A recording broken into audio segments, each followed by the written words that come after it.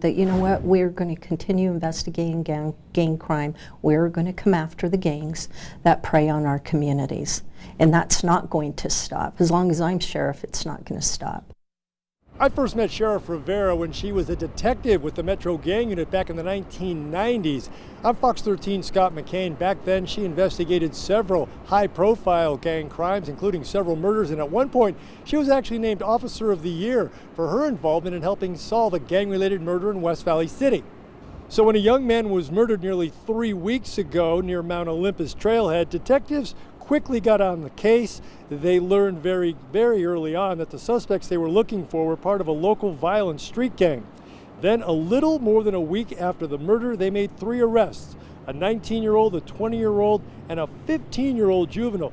Now, this wound up being the first big case for the sheriff's office since they split with Unified PD on July 1st. Sheriff Rivera, though, she says the Metro Gang Unit remains housed within the sheriff's office and that the experience of those detectives is invaluable, especially in cases like this. We knew that these gang members, who we believe are very violent, could do it again, and may have already. And I am very proud of our team that went and investigated this case and brought it to where it is now.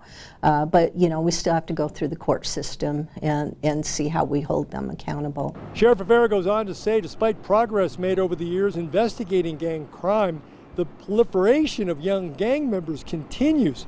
She says there are cases now where detectives are dealing with the grandchildren of gang members she first dealt with more than 25 years ago.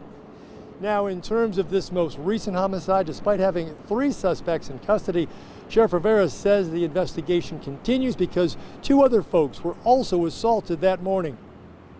Outside Sheriff's Department headquarters, Scott McCain, Fox 13 News, Utah.